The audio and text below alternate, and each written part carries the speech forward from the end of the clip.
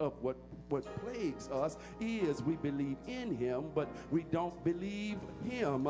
There is a big leap, sisters and brothers, I would suggest to you, between this believing in his existence and believing him, taking him at his word. If you have a moment or two, I'd like to share with you very quickly from this particular part of Israel's history that starts with their patriarch called Abram. His name is not even changed yet. God is still calling him Abram. You do remember Abram, don't you? Abram was living in the land that they called Abram, heard the word of the Lord and left everything in order to pursue the promises that this God had set before him. Before I go any further, I need to stick a pin and point out, give you a parenthetical thought, if you will, and remind you that Abram probably was not a monotheistic person. That is, he probably did not believe in one God. In that day and in that age, gods were limited to families or perhaps communities or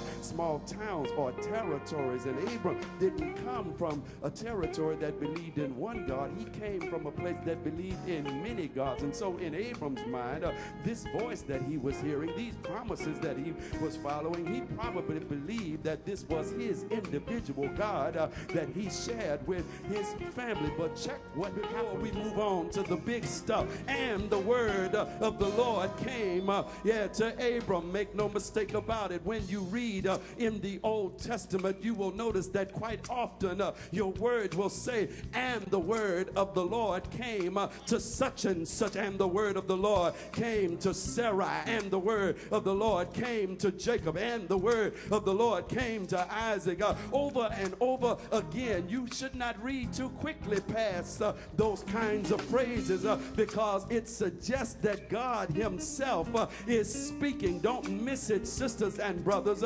It suggests to us that God thinks that what he has to say is so important and so relevant for our lives that he interrupts everything that's going on in order to speak into our lives. Shame on the Christian and shame on the church that does not pause every now and then to allow the living God to speak into your life. I wonder if I ask the question, how many in the house of the Lord, without praying selves, without preaching selves, without praising selves, without singing selves, when is the last time you can say that the word of the Lord came to me? I need to pause right there before you move on at what happens. And the word of the Lord came to Abram and made a promise to him. Check it. He says, do not fear. Now I'm puzzled, Sister Rogers, because Abram was being bad and bold enough to walk away from his father's house. Bad enough to walk away from his good business and his riches and all that went on. Even walked away, from the gods that were in his territory. And God shows up and says, do not be afraid.